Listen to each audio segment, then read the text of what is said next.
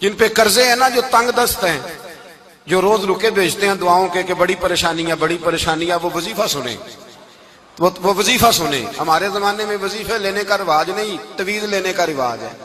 لینا چاہیے، تعویذ بری چیز نہیں، اچھی چیز ہے، لیکن زیادہ کام برکت والا کیا ہے؟ اللہ اللہ کرنا۔ ایک تابعی بزرگ، تابعی ہیں، صحابی کے شاگرد ہیں، فرماتے ہیں میں مسجد اقصی میں گیا، فلسطین میں مسجد اقصی میں، ایک شخص کو میں نے دیکھا، بڑا نورانی چہرہ اس کا، اور بڑا اس کے وجود کے اندر عجیب سی کشش، خوشبو دور تک پھیلی ہے۔ وہ بندہ نا نماز نہیں پڑھ رہا تھا، سجدے ہی کرتا جا رہا تھا، ایک سجدہ، دوسرا سجدہ، تیسرا سجدہ، اور سجدہ کرتا تو دیر تک سجدہ کرتا، پھر سجدہ کرتا تو دیر تک۔ کہتے ہیں جب وہ فارغ ہوا تو میں نے گزارش کی، کہتے ہیں جب وہ فارغ ہوئے تو میں نے گزارش کی، میں نے کہا بزرگوں ایک بات پوچھنے کو دل کرتا ہے۔ انہوں نے کہا پوچھو۔ کہنے لگے آپ اتنے سجدے کیوں کرتے ہیں؟ کہتے ہیں میں نے پوچھا تو بزرگوں نے رونا شروع کر دیا، اتنا روئے کہ ہچکی بد گئی۔ پھر میں نے کہا حضور میں نے کوئی غلط بات پوچھ لی، آپ تو پریشان ہو گئے۔ کہنے لگے پھر رونے لگے۔ میں نے پھر کہا حضور آپ، میں نہیں پوچھتا سوال، کرتے پھر رونے لگے، 3 دفعہ روئے تو کہنے لگے سنو میں رسول اللہ کا صحابی ہوں، میں نبی پاک کا، میں نے اپنے حبیب سے سنا ہے کہ جب کوئی بندہ رب کو ایک سجدہ کرتا ہے تو اللہ اس کے گناہ معاف کرتا ہے، ایک سجدہ کرتا ہے تو اللہ کیا کرتا ہے؟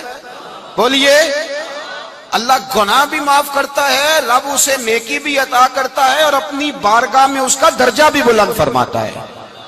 ایک سجدہ اور 3 فائدے، گناہ بھی معاف ہوئے، نیکی بھی ملی، اور درجہ بھی بلند ہوا۔ کہتے ہیں یہ کہہ کے بزرگ پھر رونے لگے۔ جب وہ خاموش ہوئے تو میں نے کہا حضور اگر ناراض نہ ہوں تو مجھ پر تو کیفیت ہی عجیب طاری ہو گئی ہے، آپ کے اس رنگ نے میرا بھی رنگ بدل دیا ہے، پوچھ سکتا ہوں آپ کون ہیں؟ پوچھ سکتا ہوں آپ کون ہیں؟ کہتے جب میں نے سوال کیا تو انہوں نے پھر آنسو پونچھے، کہنے لگے میں رسول اللہ کا نوکر ابو ذر غفاری ہوں، میں ابو ذر غفاری ہوں، میں اپنی زندگی سجدے میں بتانا چاہتا ہوں، میں وقت اللہ کے حضور سجدہ کر۔ ہمارے ہاں میں نے اس دن بھی کہا تھا، ہمارے ہاں لوگوں نے بہانہ بنا لیا ہے حضور بخشوا دیں گے، محفل نعت 6 گھنٹے کی، نماز 5 منٹ کی، حضور بخشوا دیں گے۔ سنو نا جنہیں حضور بخشوا رہے ہیں، حضور انہیں بتا کیا رہے ہیں؟ حضور انہیں بتا کیا رہے ہیں؟ اللہ اکبر، کیا انداز ہے۔ حضرت ربیعہ بن کعب کہتے ہیں میں حضور کو وضو کرایا کرتا تھا، بخاری مسلم میں۔ ایک دن حضور نے فرمایا سل یا ربیعہ، ربیعہ کچھ مانگ لو، تو کہتے ہیں میں نے مانگا تو پھر میں نے بھی وہ چیز مانگی جو سب سے قیمتی تھی۔ میں نے کہا حضور جنت میں وہ والا مکان چاہیے جس کی دیوار کے دوسری جانب آپ کا حجرہ انور ہو، جس کی دوسری سائیڈ پہ آپ کا گھر ہو، تو اڈی میری کاند سانجی ہو گئی، وہ والا مکان چاہیے۔ تو نبی پاک نے فرمایا جا تجھے دیا، جا تجھے، بولیے جا تجھے، کمال ہو گئی، جا تجھے دیا۔ کون دیتا ہے؟ دینے کو منہ چاہیے، دینے والا ہے سچا ہمارا، میں جا تجھے دیا۔ ایک میری بات یاد رکھنا، حضور کیا فرمایا؟ اپنی زندگی میں سجدے زیادہ کرنا۔ کیا زیادہ کرنا؟ چلو سارے بولے ایک دفعہ، کیا کرا؟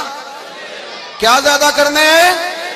تو حضور بھی فرماتے ہیں میرا جنت میں پڑوسی وہ ہوگا جو سجدے زیادہ کر کے آئے گا۔ تو میرے بھائی اگر تو سجدہ ہی نہیں کرتا، تو اس لذت سے ہی ناشنا ہے، نماز جلدی کی، باقی سارے کام لیٹ کے، مسجدوں میں بیٹھے ہیں لوگ، خوش گپیاں چل رہی ہیں، بڑے بڑی لمبی، نماز کا وقت ہے تو چھوٹی ہو گئی، فٹافٹ کرو۔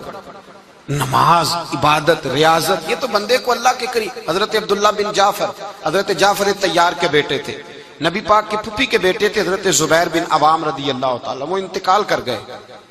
ان کا جب وصال ہوا تو 10 لاکھ دینار کا قرضہ تھا ان پر، اور جو زمین انہوں نے چھوڑی وہ زمین بنجر تھی۔ لو سن لے، جن پر قرضہ چڑھا ہوا ہے وہ نسخہ بھی سن لے، جن پہ قرضے ہیں نا، جو تنگ دست ہیں، جو روز رکے بھیجتے ہیں دعاؤں کے کہ بڑی پریشانیاں، وہ وظیفہ سنیں۔